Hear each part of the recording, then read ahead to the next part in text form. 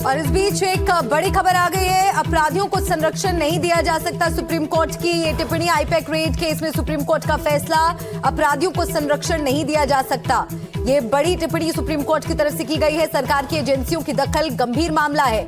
Supreme court की तरफ से इस मामले पर ये बड़ा फैसला आया है। अपराधियों को संरक्षण नहीं दिया जा सकता, ये सुप्रीम कोर्ट की तरफ से कहा गया है।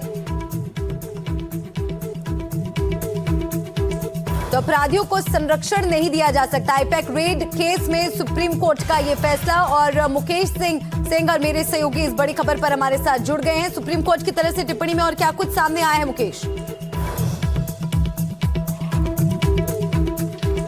देखिए, सुप्रीम कोर्ट ने बड़ी टिप्पणी की है और टिप्पणी करते हुए कहा है कि प्रथम दृष्टया हमारी राय ये है कि ईडी या केंद्रीय एजेंसी की रेड में राज्य सरकार की एजेंसियों का दखल गंभीर मामला है। यानी कि कोर्ट ने ममता बनर्जी सरकार के जो अधिकारी हैं और खुद ममता बनर्जी, उन्होंने जो ईडी की रेड में आकर दखल किया था उसको कोर्ट ने गंभीर माना है।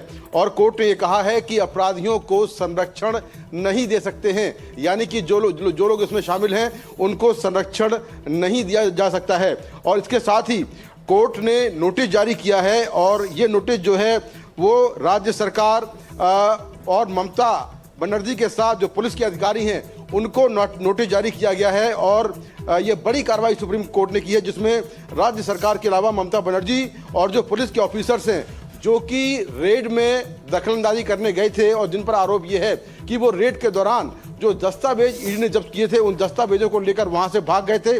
खुद ममता बनर्जी हाथों में फाइल लिए हुए दिख रही थी और ईडी ने यह आरोप लगाया था कि ममता बनर्जी के ऊपर चोरी और डकैती का मुकदमा दर्ज किया जाए। साथ ही ऐसे अधिकारी जो कि दस्तावेज लेकर वहां पर गए हैं उनके खिलाफ भी चोरी और डकैती का मुकदमा दर्ज किया जाए। सुप्रीम कोर्ट ने यह भी कहा है कि राज्य सरकार को सीसीटीवी फुटेज और डिवाइसेस को संरक्षित रखने का आदेश दिया है। यानी कि जो वहां पर फुटेज थे, जो सीसीटीवी कैमरे लगे थे और जो डिवाइस वहां पर मिली थी रेड के दौरान, उन सभी को सुरक्षित रखने का आदेश दिया गया है। इसके साथ ही कोर्ट ने यह भी कहा है कि ईडी के पास चुनाव के काम में दखल देने का कोई अधिकार नहीं है।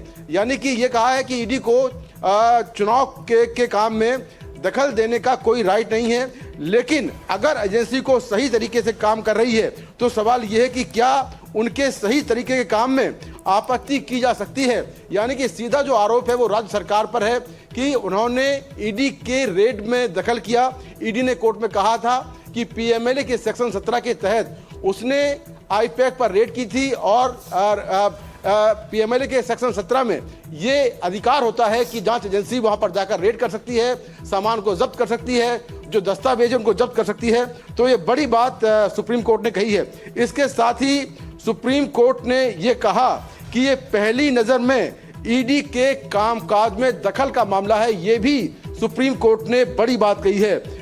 ईडी अफसरों को बड़ी राहत। यानी कि जो ईडी अफसर जो सुप्रीम कोर्ट गए थे, जिनका यह आरोप था कि ममता बनर्जी ने डॉक्यूमेंट्स चोरी किए हैं, डकैती का मामला दर्ज हो, और यह भी कहा था कि ईडी के अफसरों पर वहां पर पथराव किया गया। जो ईडी के जॉइंट डायरेक्टर हैं उनके घर का घेराव किया गया, उनके घर पर पथराव किया गया।